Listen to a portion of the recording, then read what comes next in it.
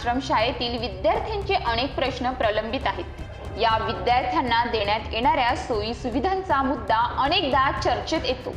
आता पालघर जिल्ह्यातील तलासरी, कासपाडा व डहाणूतील कलमदेवी आश्रमशाळेतील विद्यार्थ्यांना पिण्यातून व जेवणातून विषबाधा झाल्याचे प्राथमिक अंदाज समोर आला आहे। तर विद्यार्थ्यांना उलट्या व पोटाचे त्रास जाणवू लागल्याने त्यांना तात्काळ रुग्णालयात दाखल करण्यात आले होते। तर आता तलासरी, कासपाडा येथील 81 व डहाणूतील कलमदेवी येथील 28 विद्यार्थ्यांची प्रकृती ठीक असल्याचे उपजिल्हा रुग्णालय उधवा येथील डॉक्टर रितेश पटेल म्हणाले।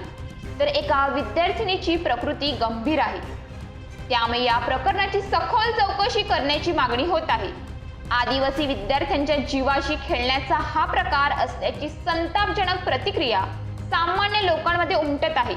या प्रकरणाची प्रशासनाकडून चौकशी होणार का असा प्रश्न उपस्थित होऊ लागला आहे। शासनाकडून शाळेत विद्यार्थ्यांना शाळेकडे आकर्षित करण्यासाठी तसेच शाळेची गोडी लागण्यासाठी शासनाने अनेक योजना राबवल्या आहेत। त्यातील एक शाळेत पोषण आहार ही योजना आहे। मात्र अनेकदा ही योजना वादाच्या भोवऱ्यात सापडली आहे। शाळेत पोषण आहार हा आता विद्यार्थ्यांच्या जीवावर उठला आहे की काय अशी शंकाही या पोषण आहार पुरवठा करणाऱ्या ठेकेदारांच्या मानसिकतेमुळे वेळोवेळी पुढे येत आहे। त्यामुळे या प्रकरणी सखोल चौकशी करून अशा प्रकारे शाळेत निकृष्ट दर्जाचे शाळेत पोषण आहार देणाऱ्यांवर कडक कारवाई करावी अशी मागणी देखील होऊ लागली। News police reporter Ashraf Khan, Talasari.